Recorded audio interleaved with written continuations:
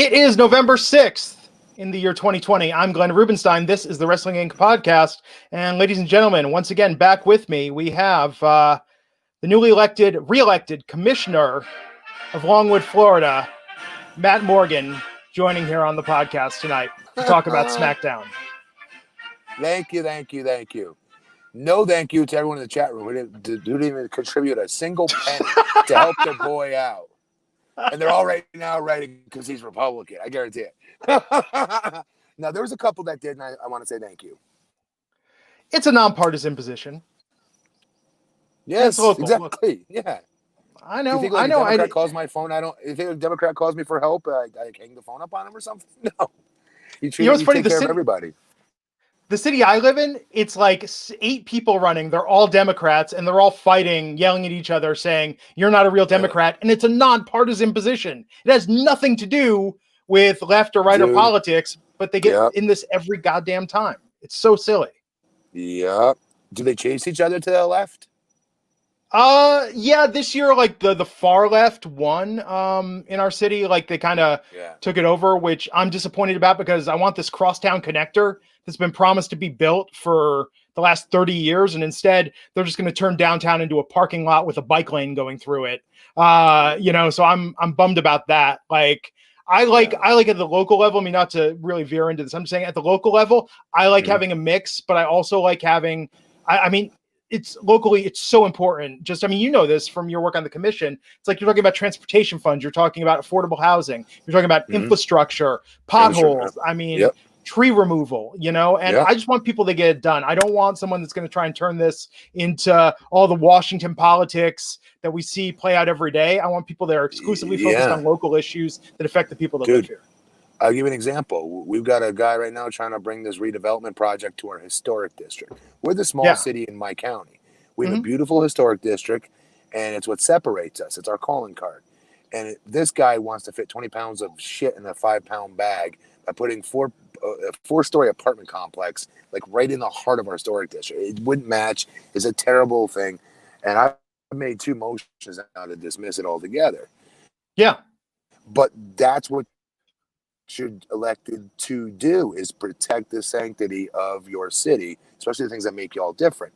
And in the same meeting, I also put together our tree fund. Our tree fund meaning if you're a new developer and you want to develop in our city, cool, thanks for coming, we appreciate it. But at the same token, if you're going to take like a 40-inch tree or 26-inch thick tree, you ain't going to go to Home Depot and be able to replace it. So you're going to pay through the nose if that's what you're going to try to take down.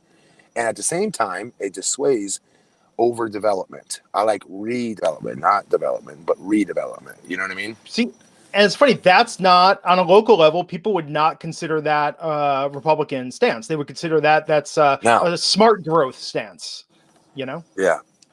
And it's interesting. And I give it to you. When I was looking at the results of your election, I was actually very surprised. Longwood is very balanced. It's a very balanced electorate. So it's funny that people would even think about politics in that city, because you've all got to find a way to work together. Where I live, it's very, very liberal, progressive, and that's fine. But I think that sometimes they're just trying to chase each other left. And it's just a little much for me. I just want to be able to get across town without traffic. That's all I really want.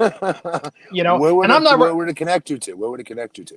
Well, it would basically take me to downtown. And it's funny, we have the police station on one side of town, on the west side of town. On the east side of town, we have the hospital. I actually live right by the hospital, but instead we have to go this convoluted way, make this big horseshoe to get around to downtown. And it's just backed up and congested all day, every day. It's silly. And the audience is just completely losing interest in what we have to say here. But let me tell you, it's the bane of my existence. No, it's fine. I could talk about this all day. I have many a time. But SmackDown tonight, I'm guessing with everything going on in the world, probably a lesser watch SmackDown. Probably yes, guaranteed. Yeah. Probably, let's face it. If you think pro wrestling is crazy, it's got nothing on what we saw this week with the politics and the posturing and the promos and everything going on in our modern system. But I kind of wanted a little bit of a break tonight, although I was furiously refreshing and seeing what was going on, if we were getting anything sort of final. But I got to say, they came in hot tonight because we opened with Sasha and Bailey for the SmackDown Women's title. And this was a burner of like just a barn burner of a match. I mean, this went on for a while. It was good, lots of good back and forth. Not their best match, but definitely Very solid. And it was meaningful because Sasha got that win. She got that successful title defense, right? Which is what's always huge, eluded her. Yeah. Huge. And what I liked about it is I wasn't sure about her as a face because she's naturally cocky, you know what I mean? And arrogant. And that's what I've always dug about her persona. But her wrestling style, dude, she was like going up to the top rope, doing Mexican arm drags off the top rope. Like, it was awesome. Like, her offense is very babyface, and it's a good fit for her. She's going to be a really good babyface if they continue to do her right. Yeah. No, it was a phenomenal match. It was really good. Bayley tapped out. So I wonder if Bayley's going to kind of go and stew or get in another feud for a while, have something meaningful going on. You know, I could see her, and this is sad given how they're treating Billie Kay. I could see Bayley just like destroying Billie Kay for a while. That is like in a series of matches. But after this, after Bayley tapped out and Sasha won, up on the ramp, Carmella attacked Sasha Banks. What made you pick her? Billie, I feel bad in the way they're booking Billie Kay. I mean, look at this gimmick they're giving her now that she's backstage with like her resume and her headshot, trying to get someone to pay attention to her. It seems to me like, I mean, I'm just thinking of, well, who else are they really showcasing, right? I mean, maybe Bayley with Ruby Riott or one of the other women we saw in the match tonight. But no, it just seems like if they just want to give Bayley some dominance matches, Billie Kay probably is a pretty good feud to do that. Yeah. But Alonzo Smith saying he's glad Sasha can move on to a new challenger, and Carmella just came back, just got repackaged. She's doing this untouchable shtick. Sasha can't lose this feud. No. Like, that would be so insulting to Sasha. No, it would be. And that's sometimes normally I wouldn't agree with this. Bringing a star back, hasn't been on TV in a while.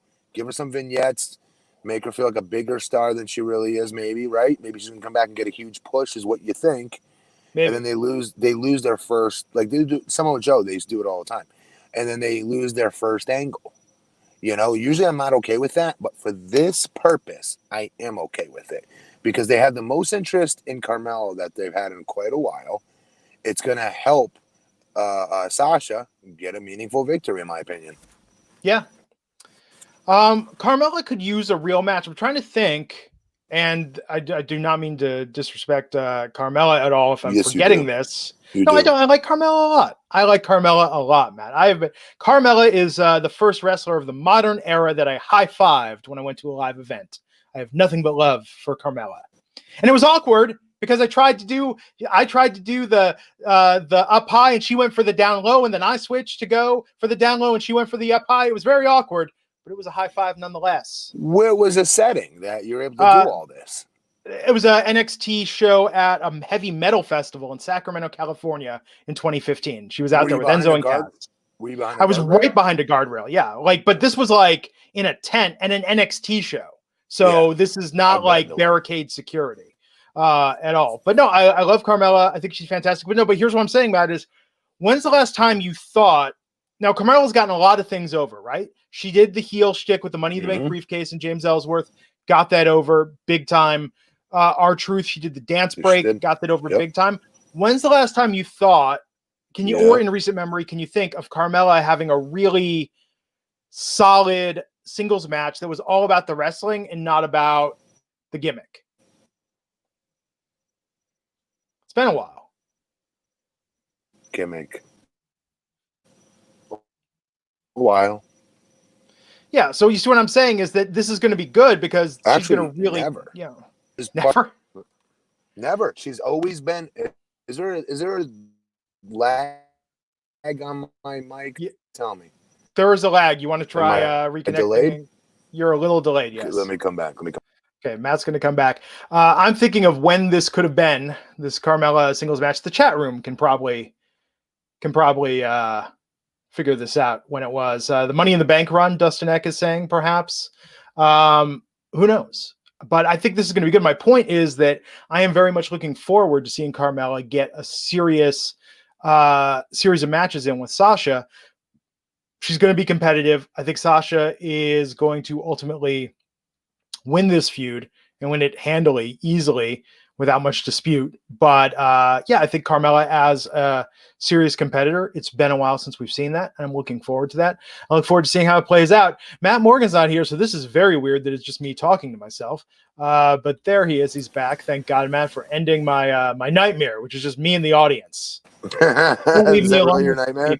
Well, because I just feel like I'm going to keep rambling. Well, that's all I can do is ramble. You know, I need someone to play off of, man. I need something. So Chrono Shop, $5, saying Michael Cole said the interview was one of the most uncomfortable interviews he's ever done. I immediately thought of Heidenreich. That interview was uncomfortable, and do we have a lot to talk about there? Joni Shawn Jenkins, Canadian $5, that's like $4.25 US, saying what will end up being longer, Goldberg's winning streak or the vote count in Nevada. Jesus, Nevada, take your time, your sweet time. No, stop cheating. No, I'm joking. We are not getting into this shit. I'm not doing this right now. I'm supposed to be the heel on this show. Come on. Yeah. Justin Lopez, $10. I don't think it was mentioned on here, but Big E confirmed in an interview that Daniel Bryan's now full-time on creative. It was his idea to push Big E. What do you guys think of Daniel Bryan on creative? I love that, Matt. You? Oh, yes, of course I do. And no disrespect to Daniel Bryan, you don't need to be Einstein to look at Big E and go, maybe we should give this guy a singles push. I'll do y'all one better. I would have done it with him as a heel, though, at first.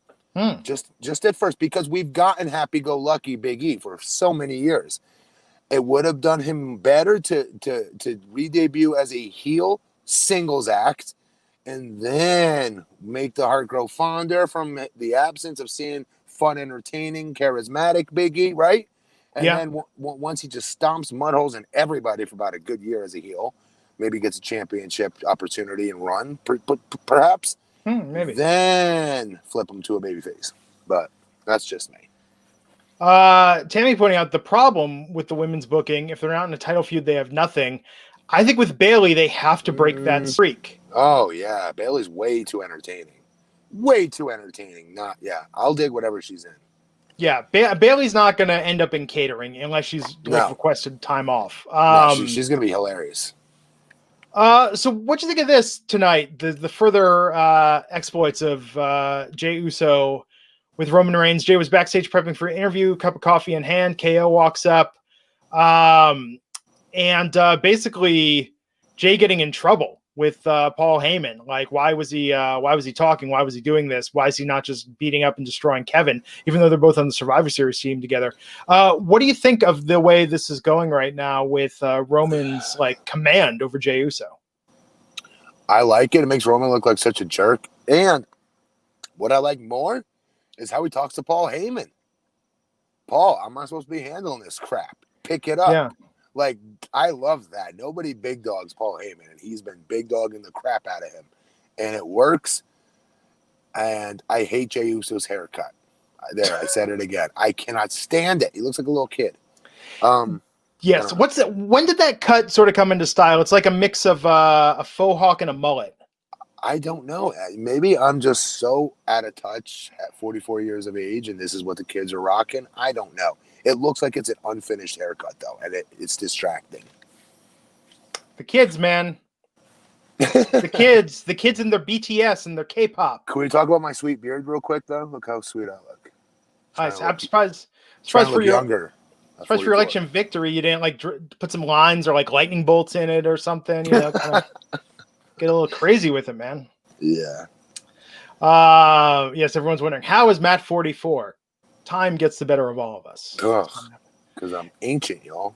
And how is it lately? Time feels like it goes by exceptionally fast, and yet somehow also manages to drag on infinitely. Like with the election crap, yeah, this is dragging on. But like, for the most part, like, when did I start doing Wrestling Inc. podcast? 4 years ago. 4 years and about 2 months ago. Yeah. That's it? Only 4 years ago? We started doing this together fall of 2016. Huh. I thought I started right when I left TNA 2014. Well, not with me. I mean, but granted.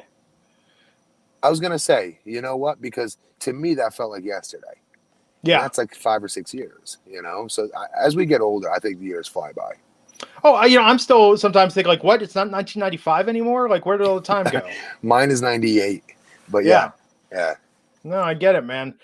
I get it. So speaking of family drama, Rey Mysterio was backstage on the phone. Dominic Mysterio walked up, told his dad that his match was up next. Rey's trying to get in touch with Aaliyah, but having no luck. Baron Corbin attacks Rey, takes him out, and we go to commercial. Right now, I'm dragging. Right when I thought about something dragging, me mentally going, "Oh no, you're gonna have a match. I don't want to see this match." And it's like all this family drama between Roman and Jay and the Mysterio. It's like I'm watching an episode of Dallas here. It's just like everybody's feuding with everyone, you know? Chat room, do you even know what Dallas is or was? You can't give me a different character than J.R. Ewing to prove yourself. Oh, the chat room's going to come through. Okay. At least with one. Like, there's one easy one because it's one of the most famous moments in TV history. Aside from JR. So, yeah. But that did lead to the Survivor Series qualifying match. King Baron Corbin versus Rey Mysterio. Mm-hmm. Okay, so Corbin versus Mysterio. Let's talk about that first. Matt, once in a lifetime dream match for you? No, not at all. And who won? You got to say who won. Well, Baron Corbin won, but Rollins attacked Dominic at ringside. Rey made the save. Murphy and Aaliyah came out. I mean, there was a lot going on here. Yeah. I just want to make sure we get to the winner. I'm sorry. Yeah. Like I said, I did not want to see this match. I didn't care. Honestly, no offense to Rey Mysterio, who's a friend of mine and a Hall of Famer. No question. I don't care. I didn't care. More interesting that I care about is that Craig Pettigout said Bobby Ewing, Dion also Bobby Ewing, Steve Mallory, Bobby Ewing. So yeah, the chat room big on Dallas. Although you know what, I never watched the classic series of that era. I have never seen an entire episode of MASH. Ever. What? That was my bedtime show. That's when it was time for me to go to bed, and I started trying to like distract my parents and crap. Dude, MASH, really? It just seems like a downer. But strangely, I've seen much of after. It's hilarious. I saw much of After MASH, the sequel series. Listen, MASH was ahead of its time with Klinger. Trust me. Go back and watch. No, I know about it. I've read quite a bit about it. Radar was funny. It was a pretty good show. Yes. Trapper John somehow on MASH and his own series that took place in the present. What was his own series? Trapper John MD with a different actor. Oh, yes. As a kid, it took as an adult some Wikipedia deep reading to finally understand what was going on there. Yeah. So I'm reading this. People, if there's 1 week you want to make your jokes, as long as they're tied to wrestling, I'm going to read it. I'm going to give the caveat. Brian Barry, $4.99, says Trump hires Ali to hack the election. P.S. and Biden and Trump needs to settle this in the ring at WrestleMania. I mean, I think that would be faster. Have you ever watched old men get in a fist fight? Joe Biden would find a way to cheat. Wait, what?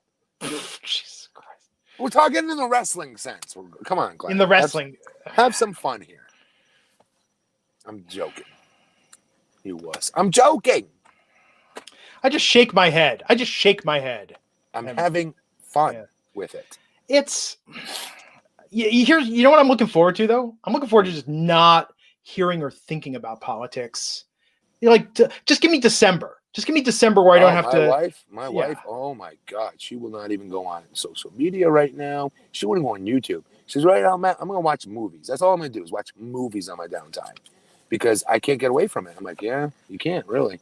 My wife tapped out on election night at about 9:30 Pacific. She was just like, I can't deal with this. This like we're not going to know anything for a while. Like I'm going to bed. Yeah. I'll check back in weeks later, maybe.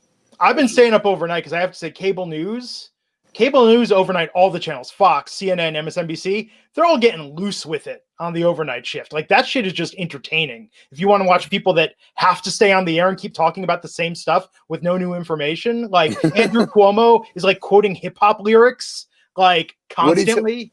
What did he do? Well, here's my impression of like Andrew Cuomo. Okay. He like, so the vote is coming in. We're waiting for it. It's not going as fast as we want. It's going slow and low. That is the tempo. Back to you, Don. You know, he'll just sit there. He'll just sit there and work that shit in, but he does it like all the time. Not Chris Cuomo, his brother Andrew, Chris. the mayor. No, not the governor, right? Chris Cuomo. Chris, the CNN anchor, yes. Gotcha. I wish Andrew Cuomo's too old for that. Chris Cuomo, though, was the right age group. Chris Cuomo's like, what, our age? Got to be pretty close. Yes. So Chris Pantaleo, $4.99. Did JR from Dallas get rich on the show from finding a genie on a beach? And I dream a genie years prior. Wow, Chris. Look at you trying to show off, Chris. Yes. That freaked me out when I realized that was the same guy from I Dream of Genie. Because as a kid, you don't understand. You think of characters. Darren. You don't understand actors play different characters. Friggin' Darren. Yeah. No, Darren was Bewitched. He was Major. What was that? Bewitched. Bewitched was like the I Dream of Genie. One of them ripped off the other one. Bewitched, she was a witch. In I Dream of Genie, she was a genie. Samantha from Bewitched. Yeah. Yes. This is just going all off the rails. Yeah, go on the show. I'm sorry. But no, let's talk more about King Corbin. His stock's on the rise. Yeah. I Dream of Genie talk is probably going to pop a bigger rating for us. Yes. So, here we go. Survivor Series qualifying match. Natalya versus Ruby Riott versus Zelina Vega. I like Ruby Riott's new look. I think yes, it helps. Yeah, she looks fresh. I think with Zelina, I feel bad. Zelina, I thought, didn't come across particularly strong in this match. I liked Natalya is always good, but I like that Ruby got the win here, and hopefully it's a start of something for her.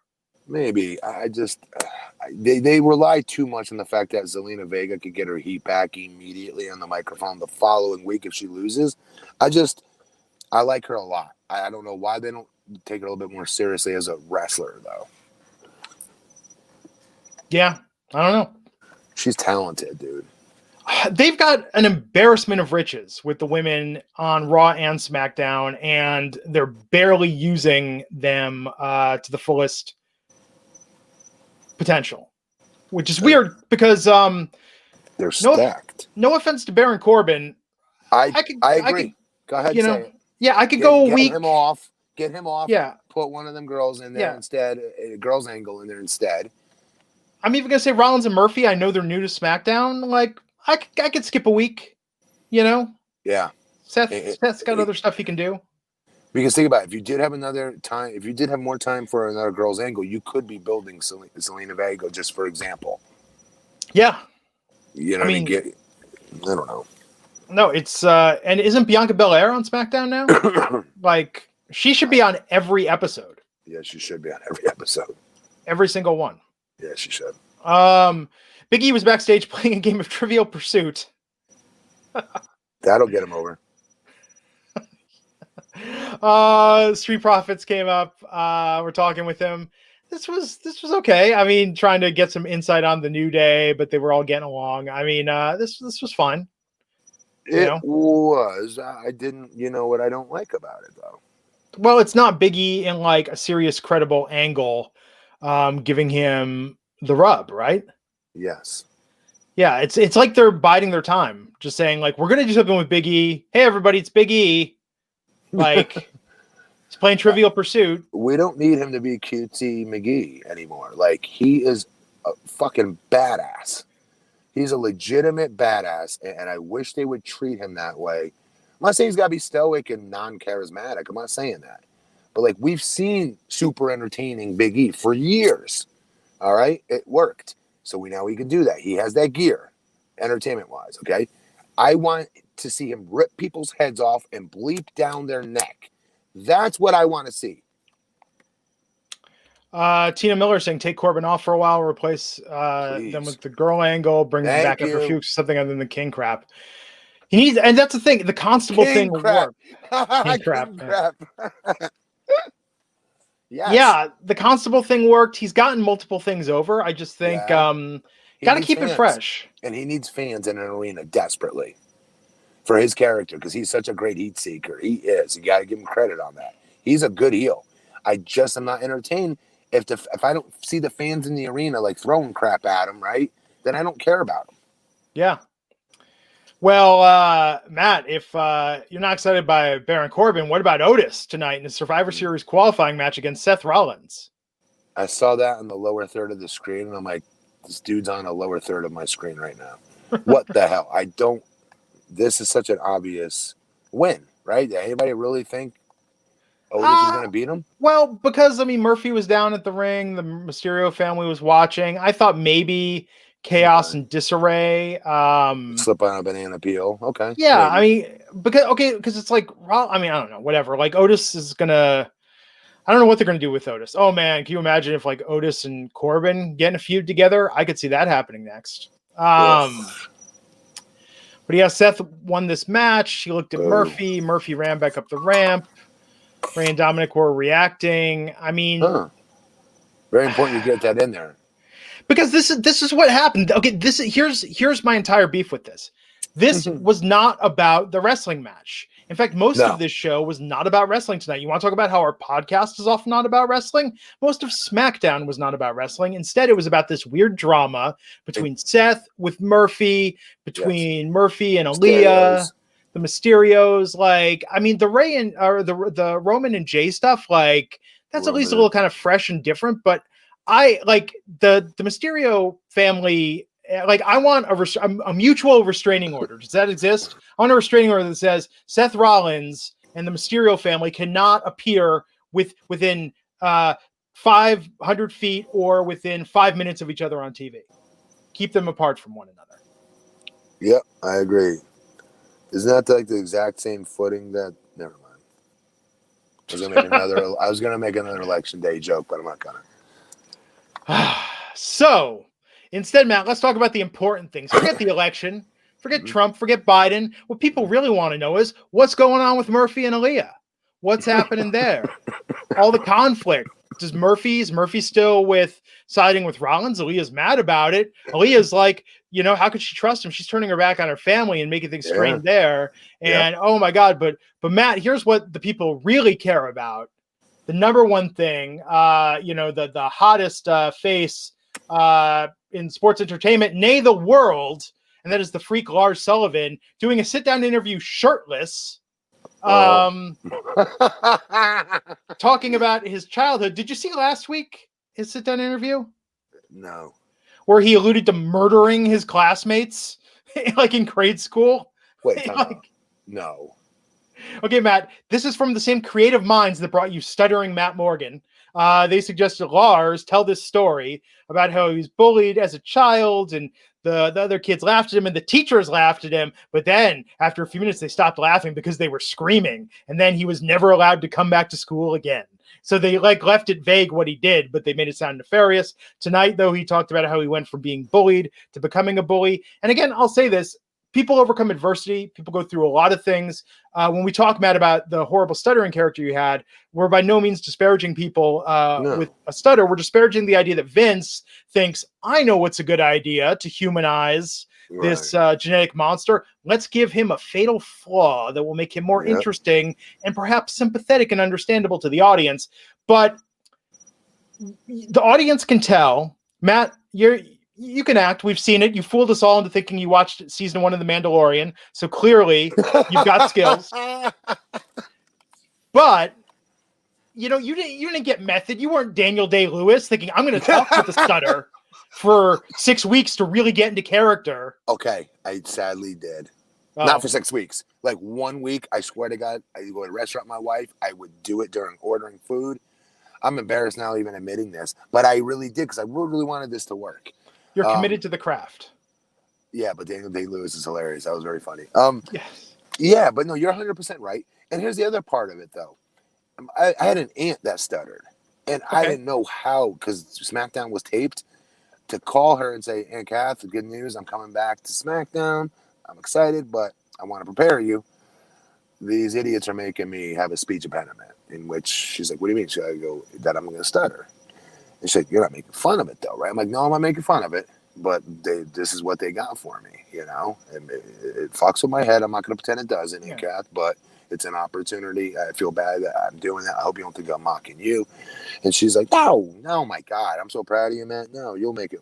She wasn't right. I didn't make it work. But and commentary didn't help. I mean, if I seem to recall, what was it, Taz, like treating you like you were Porky Pig out there. Like they didn't treat it like, oh, look at what this guy's been through.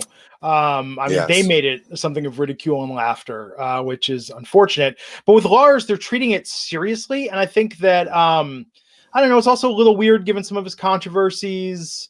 He's a heel, though. Why are we feeling sympathy for a heel? Well, that as well. I don't feel sympathy for a heel. And then he's doing that yelling at the end. Like, I mean, and what was with the breathing? Like the heavy breathing tonight, the way he was delivering and talking through the entire promo. This was really freaking weird.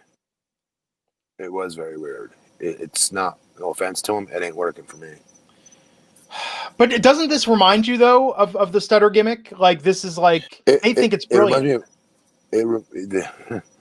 Well, I think what they're trying to do is tap into a lot of the stuff the guy's been through in his life. If I'm guessing, if I'm betting. And the problem is, you booked him as a heel, a monster heel. You don't want sympathy on him. We don't want to hear that he was bullied and this is how he overcome it. Well, no, you don't understand, Matt. He didn't do what you did when you got bullied and you beat up bullies for other kids that were getting bullied. No, we're not telling that story. We're saying that he became a bully.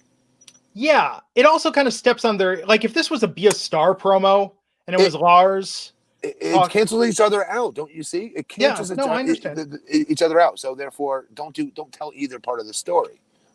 Well, we were joking about this last week, saying that, like, I don't need to know the tragic backstory of every character it's a villain. We were saying, Pinhead in Hellraiser was a child of divorce, and that was very hard on him, and that's why he went to hell. And then no, he wasn't, Matt. But my point is, saying it's that silly. It's like we don't have to make every villain sympathetic. No. Like, you can just be a villain. You can just be bad.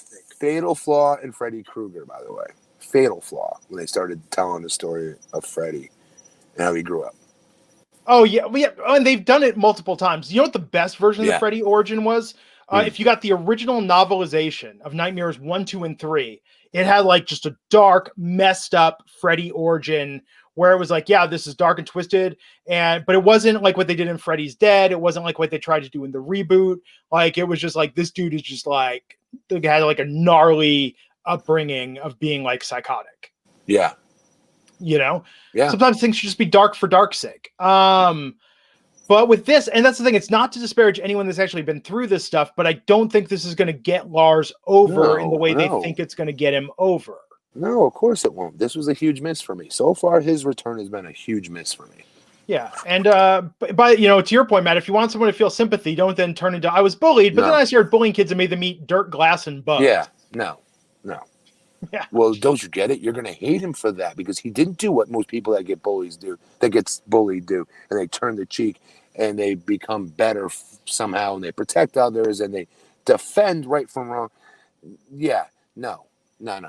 This guy's being a dick when others are being dicks to him. Like, their whole goal with that is to make us hate him because he didn't do the right thing for being bullied. No, I mean, that's way too much thinking. I don't want to think like that when I watch wrestling. I want to have fun. I want to know who you are right away when I see your appearance, and that's it. And I want to watch you wrestle. And he's been a huge miss for me. Sorry. And I like all big guys. And I think if we've learned, if you are bullied, the one or perhaps the best thing you can do is learn karate from your maintenance man and enter the All Valley tournament and beat up your bully in that tournament. There you go. Not the only thing you could do, but probably the best. DNA of TNA Morgan fan, $6 super chat update from my Matt. My Matt. You belong to him now. Vince gave up on pushing Peyton, wants to make Lana a huge babyface push now that he feels fans will give sympathy to Lana. I doubt that for some reason. I don't buy it. I think he's still going to continue punishing her. Disco Scotty, $5 saying we look like we're in an awkward date together in Matt's truck. Matt, you stay over on your side of the truck. I'm a married man.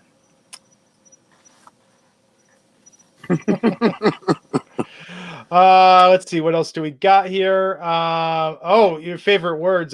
Tina Miller saying, Glenn and Matt are my favorites. Y'all are so adorable.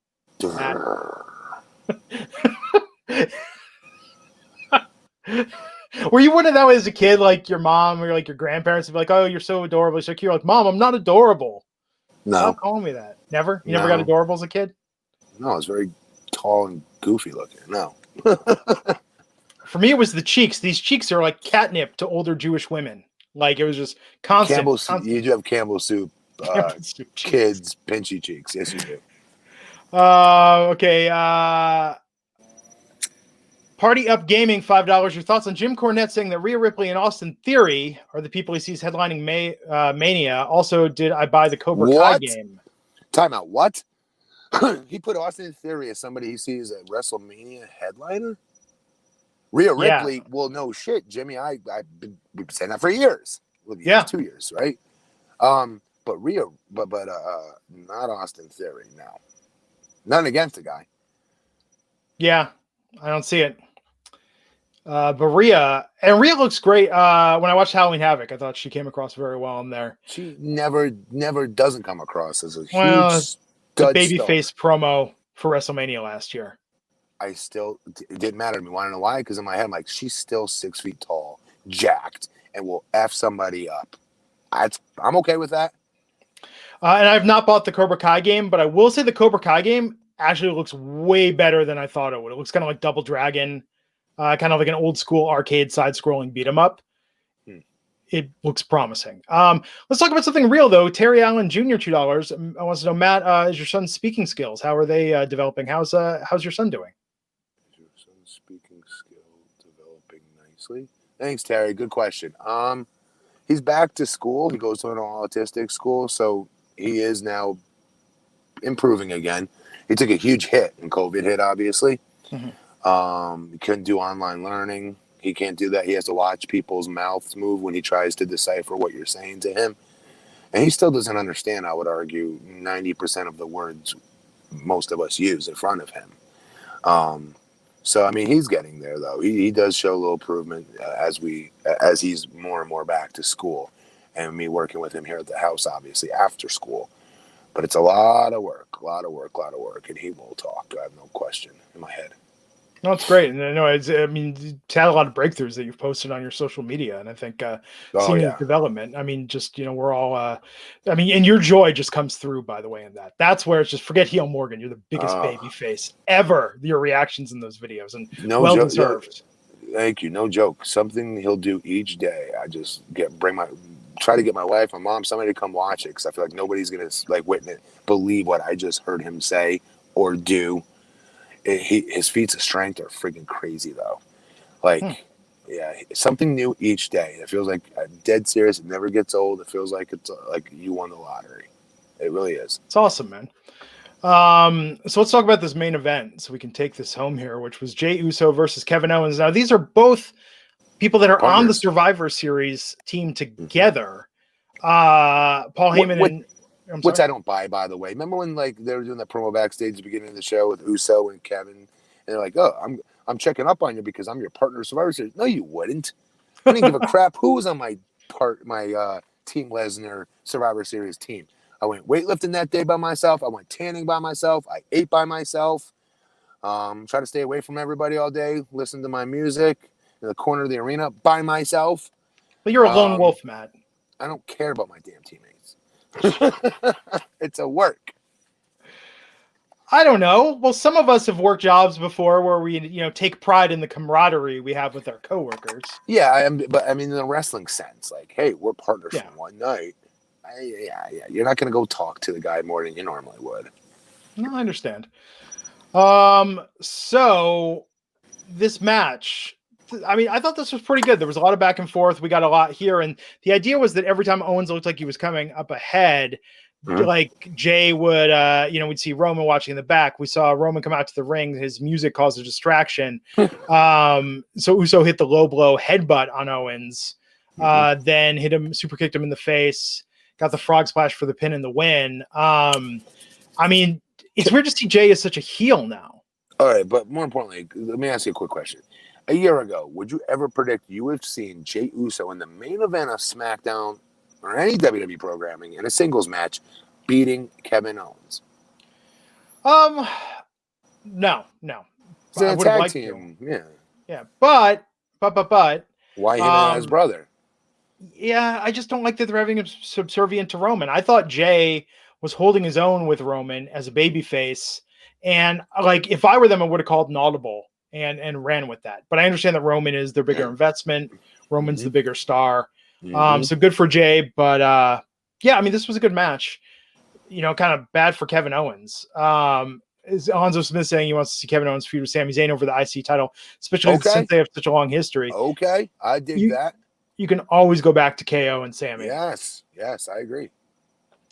And a lot of people are talking about this brand versus brand thing. Bernie DC saying the brand versus brand thing not appealing in the least. No. Alonzo saying, I hope they don't have to wear those stupid red and blue shirts at Survivor Series. So when I hear Captain over here, like when we invaded the ECW arena during the first one night stand, I was so pissed that like we had to wear the stupid SmackDown collared shirts. It's like me and Edge was on Raw at the time. We went into Vince's office. Like, will you please cut the sleeves off? Like, we all look like we just came from a country club. This is so corny. Like, we would not wear these shirts. Yeah. They're on Raw. We're on SmackDown. We're sitting together up in the mezzanine. Like, it shows unity. I'm like, no, it doesn't. We're on SmackDown. They're on Raw. That's not unity. That's why they're wearing red. We're wearing blue. If we all wear the same shirt, then I could see that. And I'm like, I don't bust my ass in the gym to be having it covered up with a shirt. Well, then just take it off as soon as you come walking down the stairs, and Stone Cold will call you out. You know? Yeah. And but it's so stupid. Like anytime they wear those things, I always have flashbacks to that, and I hate it. It's so stupid. Yeah, it's not. And they've been on the show for like a minute. They just got drafted to these shows. Yeah, so pride. Justin Lopez, $5 saying Jay has gone over AJ, Daniel Bryan, and KO in the last month. Damn, wow. But you see what I'm saying? Like, that's why I don't like. I feel like they're Murphying him by putting him with, because he's Roman's like manservant. Okay, like, but that's gonna go somewhere, obviously. Yeah, I know. He's not gonna be beating Roman, but who knows? Wait, don't you think they'll have like a Samoan dynasty like kind of group or no? I don't know. I mean, as long as Roman is holding that main title, the Usos could be tag champs, but that doesn't really work. But that doesn't really benefit Jay. I don't know. If Jay had like the IC title, Jay's not getting anything out of this, brother. He's not the star of this angle. Yeah, I know. That's what I'm saying. It's designed to make Roman look like a jerk. I get that. I understand it. But I like Jay. Brother. Aside from his haircut, aside from Jay's haircut, love Jay. Euro. That's what it is. Euro haircut. That's a Euro trash haircut. Is it? I thought, doesn't the comedian like Theo Vaughn have that haircut? I know I've seen it on somewhere else before. Don't know who that is. He's a comedian. He does a podcast. Well, I heard that part. Yes. Do you follow the stand-up comedy or whatever it is? Yeah, I guess comedy is podcast now. Comedy's all podcast now. No, I don't. Really? I got really into John Mulaney like 10 years ago. I think he's very funny. I like Tim Dillon. Tim Dillon is crazy, but very funny. You would like him. He's kind of like a little libertarian, but also like he was a Bernie supporter, but he was just on Rogan with Alex Jones. It's like Tim Dillon, Alex Jones, and Joe Rogan. Yeah, Tim Dillon. Matt, you would dig his shit. Like, and he's funny. I mean, but he trashes everyone, and I don't agree with everything he says. But he's nuts. Three people that came into the bar you never expect to be together. Yeah. Jeez. No, I like his stuff a lot. I don't know. There's some guy, Andrew Schultz is doing good work, but it's weird that it's all podcasts now. Remember back when we were kids, there were stand-up specials? You're like, oh, George Carlin has a new HBO special. On HBO, yes. Yeah, and everyone would be talking about that at school on Monday. No, I would watch Seinfeld's. I would watch Kevin Hart's. I watch those. Terry Allen Jr., $3, saying the PS5 reviews are out. Did you both saw? I did not saw. No. I did. I was aware it was out. Matt, I bought an Oculus Quest 2 that showed up here last week. Have you checked out the virtual reality and the new stuff? No, man. I am so behind the times on games, man. I'm a year behind. Dude, VR. Remember what, like in the 90s, there was like VR is going to be the next big thing. And they had like those clunky headsets and the graphics looked like, like a Game Gear strapped to your head. Like it was terrible. Yep. This Oculus Quest 2 is finally the promise of real VR. Like it tracks your head, it tracks your movements. So when you step closer to something, it gets bigger. But crystal clear display. I've been playing this game Beat Saber in it. That's kind of like Rock Band. But you hold these two your controllers and you hit like these red and blue blocks in time with the music. It's a hell of a workout. They also have a Star Wars game with Darth Vader, so you're getting to swing a lightsaber around. Is this a headset you're wearing? Yeah, it's a headset. So, Sweet.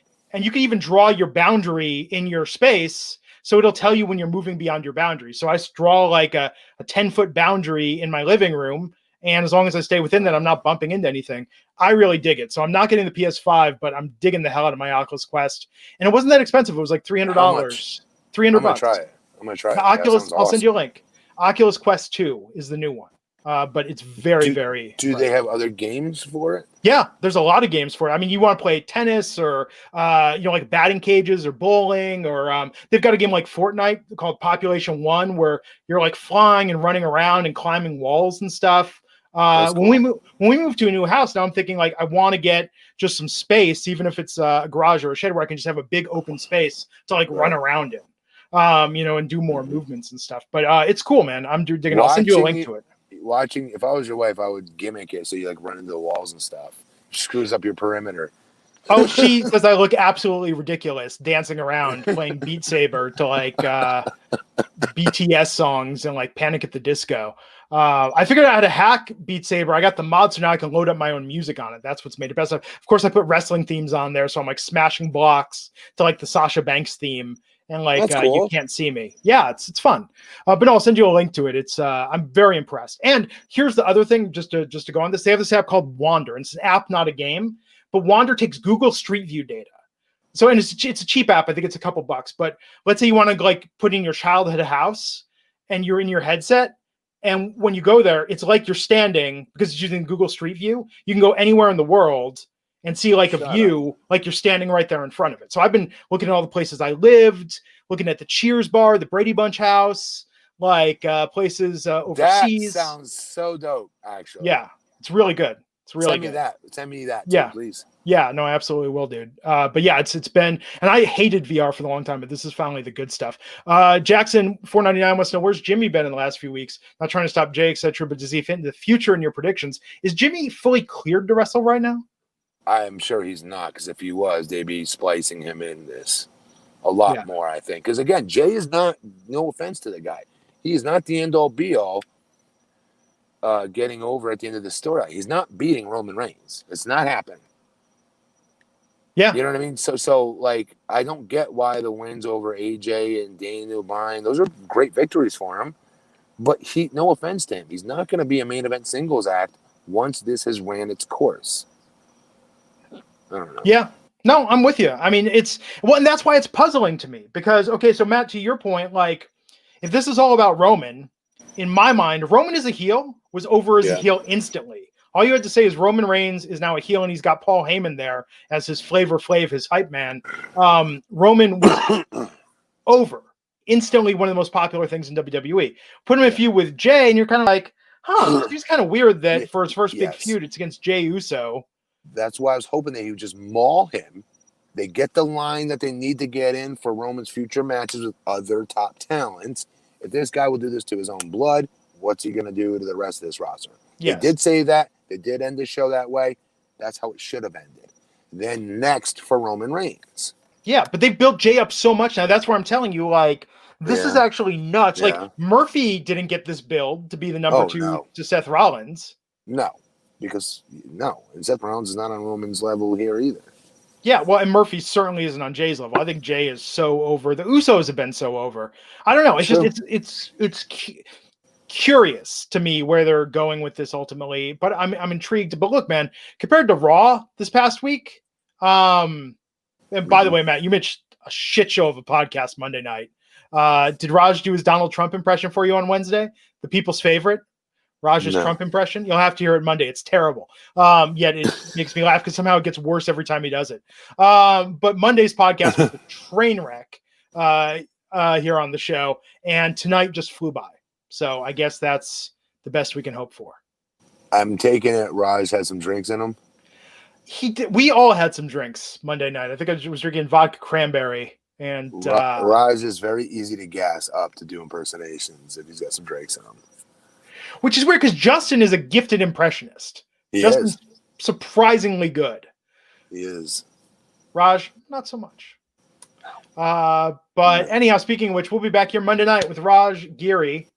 I will be back here tomorrow night. Oh, that's right. You're doing the full gear. Yes, I am. AEW. Nice. Raj asked me if I want to do it, but I'm like, I haven't been watching. I don't want to pay for a pay-per-view and then have to come on here and talk about it. It's too much. That's fair. I'm looking forward to it, though, honestly. I'm looking forward to the pay-per-view. No, I'm sure it'll be good. Okay, so tomorrow night, Matt Morgan, Raj Giri, maybe Justin LaBar. Oh, yes, Tammy's pointing out Raj also took off his shirt Monday night on the podcast. Really? It was kind of nuts.